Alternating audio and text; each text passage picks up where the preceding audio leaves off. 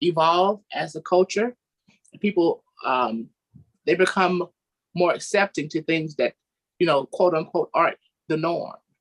Mm-hmm. As we like I was saying, seeing those things, having a face for them, seeing it on television, seeing it.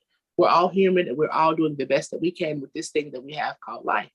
So Mm-hmm. my childhood was um it was fine. My childhood, I didn't have any type of trauma or anything like that.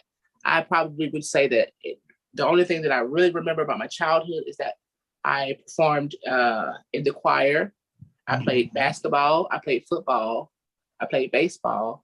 And then Mm-hmm. I joined the chorale in middle school. And then I Mm-hmm. stopped playing those things because I wasn't interested uh, in those at all. I was just trying to find a spot for me and my dad to bond, if that makes sense. Oh, okay. So, Well, well, go ahead. It's wonderful that you actually have your father's ear, and the fact that the two of you are close. Because sometimes black fathers are the hardest. I mean, besides the mother, sometimes the fathers just stand back and really let the mother, mainly in the South, take care of things. But the fact that your father is right there for you, I think that that is amazing. Well, see, they weren't, my mother and my father weren't together. You know what I'm Oh, saying? So I was with my mom growing up, and then I had summers with him. And so for me to garner his attention throughout the school year, I played those sports. But the person that I grew up with, growth is a beautiful thing. So the thing about life is that we always have the opportunity to learn, and we always have the opportunity to grow. And so by the time I became a child until I became an adult, the man that I knew at that time when I was a child, he's not that same guy. You understand what I'm saying? So mm-hmm, where there once was maybe some thoughts in his mind like, I don't like all that. He mm-hmm, received me, in a whole nother mm-hmm. way. Because that's the ticket for me. In the South, you're gonna have to become an adult to make those type of life altering decisions. I didn't have that type of support to say, oh, well, we're gonna do some investigation and find out how we can further you along. I had to wait till I was an adult, you know. Hmm. Now, I want to ask you this about racism in the South. I mean, not just for the Black community, but for a woman like yourself and the gay community, it's probably a really concerning thing. Yes, it is, but it isn't. There is a such thing as passable privilege, and like to a day to day basis, I don't have any problems. But if a friend of mine has a problem, then I too have a problem.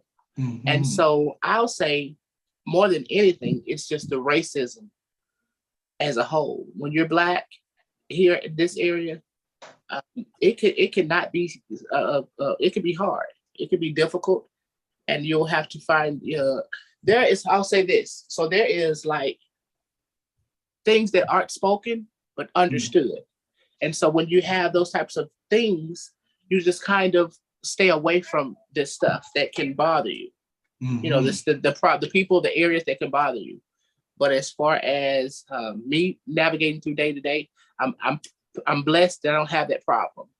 But I do know that racism more than anything, because I think that everybody kind of gets it. Everybody has gay family members, everybody has stuff like that, so they're not really tripping about that. But Hmm. as a business person or as a professional, you'll receive some stuff like that. Hmm. Um, and then trying to purchase just different things, you're going to run into those things. Racism is Hmm. yet alive in Alabama. Hmm.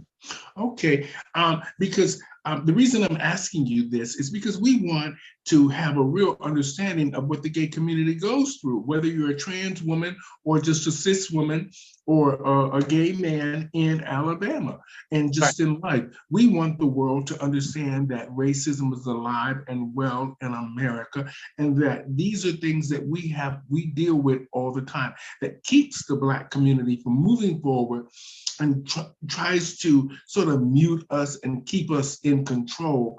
And this is something that we cannot tolerate or put up with anymore. Right. Right. So, And Yeah, and now that we're all talking in a sense, and a lot of I see a lot of people's got boots on the ground now, and they're moving and grooving in the right direction, which they probably should have had a little. The COVID-19, like I said, is a good thing and a bad thing. COVID brought a lot of attention to things that were either propaganda or not realistic, and it also brought attention to the homelessness, the all these young people dying, and all these secret things that have seemed to come to life, and that the gay community has been talking about for a long time, and nobody really ever listened. And now we're actually seeing this for ourselves on the internet, and it's going to make a lot of people think a lot differently about the gay community. Now, because we want to, it's a good thing that you're showing people that we work, we start businesses, that we're educated, that we go to school, we take care of our children, we take care of our community, we do a lot. And this is stuff that needs to be seen and not just from pictures, because if it's digital, it's not lies. Right. Now, let's talk about you and your journey now as Miss Continental Plus and the direction you're going. Hold on 1 second, because you spoke upon COVID-19. COVID-19 and everything that came with it was horrible. I lost my mother. Before I competed, I had lost my mother just shy of 6 days from a year when I competed for Miss Continental from COVID. So religiously, her decisions about not being vaccinated, and then the aftercare after she got it, that was her choice. Like, it's my choice here to be with you today and to be the woman that I am. And so COVID-19, it did a lot of damage, and what you're saying is absolutely true. You know, I say this all the time, even though I live in Canada. Every time they say get a vaccine, and you know, I live right down the street from the gay community, right in the heart of downtown Toronto, one of the most expensive and vibrant places ever. So you know, I'm in contact with a lot of people, and mainly from doing all the shows. As soon as they say a vaccine, I go and get it. Right. I'm 60, and I want to make sure that I live to be at least 80 or 90. Correct. So I'm not about to be fighting and arguing with the government. When they say there's a vaccine here for you and it's free, come get it and it'll help you live or whatever, I'm running right over there. Absolutely. And a lot of Black people should understand that and stop thinking that they can some of these new viruses and diseases are very dangerous, and they don't tell us everything, but when they say a vaccine, they're actually telling you that there's a real problem. Absolutely. I love talking to you, Rachel, because I think you make a lot of sense. And for you to talk about your mother dying from COVID-19, this is something that needs to be heard, because she chose not to take the vaccine. And it's heartbreaking when you think about it, and the fact that it was 6 days before you ran for Miss Continental. You must have been. No, it was 6 days shy of a year. She died September the 9th of 21. I won in 22. Oh, okay. And they had to have September the 4th. Oh, okay. Now, what do you think is going to happen now? Has the COVID-19 affected you being on the road with the prelims? No, it hasn't, because they have opened up the airways, the airlines rather, and you just wear your mask and you sanitize. They have sanitation stations everywhere, and so I haven't run into any problem going to my prelims as of yet. I think that we'll start to have some weather issues here shortly, but that's just, you can't control Mother Nature.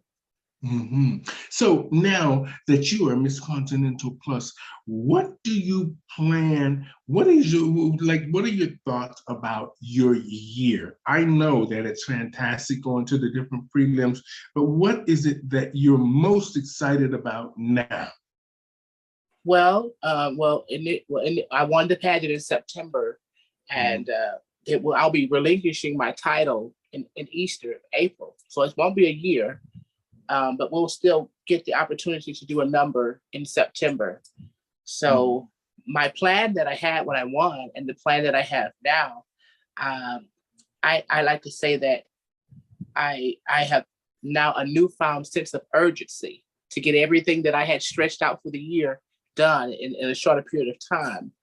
I had a fragrance launch that I was working on, and I will put a pin in it for now so that I can get the work done that is required of me. And I think that being the representative, all it does is allow you the opportunity to go places that you don't normally go to, so they can see you, so you can interact with them, you know.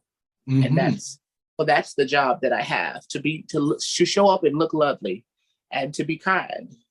You know, this is great. Can we see the crown and the sash, or what do you have on hand? Most definitely. I have it right here.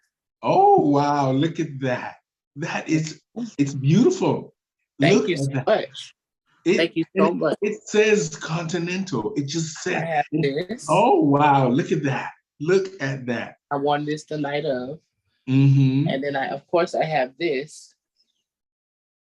I don't know if you can read it. It's legible. Yeah. I don't know if it's legible. We can read it. Yeah, we can read it. No problem. Fabulous. It's fabulous. You know, talking to you today, Miss Continental plus Miss